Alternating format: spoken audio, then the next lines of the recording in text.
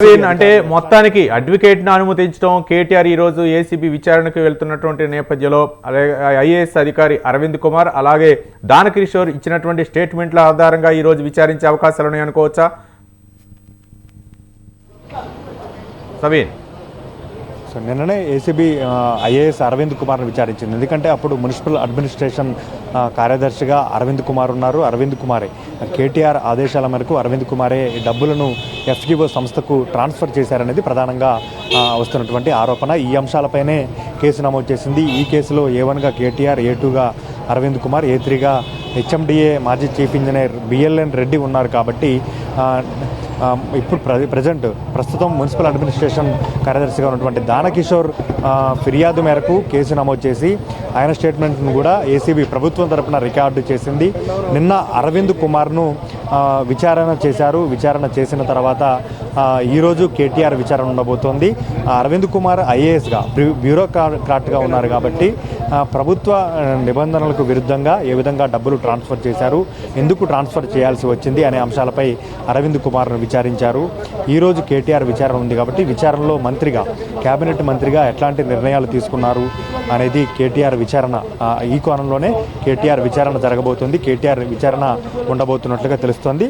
ప్రస్తుతం అయితే కేటీఆర్ నివాసం వద్ద నందినగర్లో ఒక హడావుడి టెన్షన్ వాతావరణం అయితే నెలకొని ఉందని చెప్పుకోవచ్చు. ప్రధానంగా బీఆర్ఎస్ పార్టీ నేతలు, కార్యకర్తలు, మాజీ మంత్రులు, ఎమ్మెల్యేలు, సీనియర్ నేతలంతా ఇప్పటికే కేటీఆర్ నివాసానికి చేరుకున్న పరిస్థితి మనకు కనపడుతోంది. ఒకవైపు కేటీఆర్ కూడా లోపలే ఉన్నారు. మరికొద్దిసేపు రైట్ సబీన్, ఈ రోజు పరిణామాలపై ఈ రోజు ఏసీబీ విచారణలో ఎలాంటి పరిస్థితి అయినా అంటే ఒకవేళ గనక ఏదైనా అంటే ఎలాంటి పరిణామాలను ఎదుర్కోవడానికి బీఆర్ఎస్ సిద్ధంగా ఉండటం కోసం కార్యాచరణ రూపొందించడం కోసం నేతలు సమావేశమవుతున్నారా?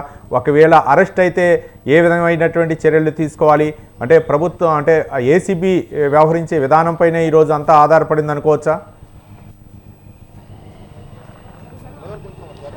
ఖచ్చితంగా ఏసీబీ విచారణ, ఏసీబీ అడిగే ప్రశ్నలపైనే ఈరోజు విచారణ ఆధారపడి ఉంటుంది. ప్రధానంగా దీనికి సంబంధించి ఇప్పటికే బీఆర్ఎస్ పార్టీ వర్కింగ్ ప్రెసిడెంట్ కూడా కొన్ని కీలకమైన కామెంట్ చేశారు. గతంలో ప్రస్తుతం ప్రభుత్వంలో ఉన్నటువంటి ముఖ్యమంత్రి రేవంత్ రెడ్డి కావచ్చు, ఇతరులపై కేసులు నమోదు చేసినప్పుడు న్యాయపరంగా, చట్టపరంగా ఏ విధంగా ప్రొసీడ్ అయ్యారు, ఏ విధంగా ముందుకు వెళ్ళారో మేము కూడా అదే పని చేస్తున్నాము.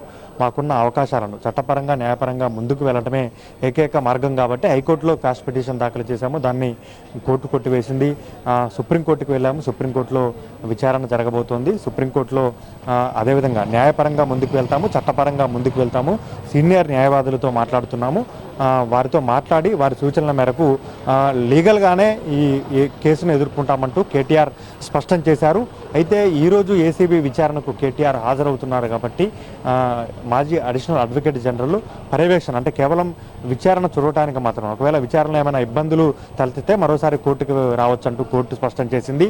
కేటీఆర్ విచారణకు హాజరవుతున్నారు కాబట్టి విచారణలో ఏ విధంగా ఉండబోతోంది, ఎంతసేపు విచారణ ఉండబోతోంది, ఏ ప్రశ్నలు అడుగుతారు, వాటికి సమాధానాలు ఏ విధంగా చెప్పాలి అనే అంశాలతో పాటు ఒకవేళ అరెస్ట్ లాంటి పరిణామాలు జరిగితే బీఆర్ఎస్ పార్టీ తరఫున ఎట్లాంటి కార్యాచరణ తీసుకోవాలి, ప్రభుత్వం అక్రమంగా కేసులు పెట్టింది అనే అంశాలను ప్రజల్లోకి తీసుకువెళ్లడంతో పాటు సానుభూతి అంశాన్ని తెరపైకి తీసుకురావడం, లీగల్గా ముందుకు వెళ్ళడం, ఇట్లాంటి ఆప్షన్స్ బీఆర్ఎస్ పార్టీ ముందున్నాయని చెప్పుకోవచ్చు. Right, thank you Saveen.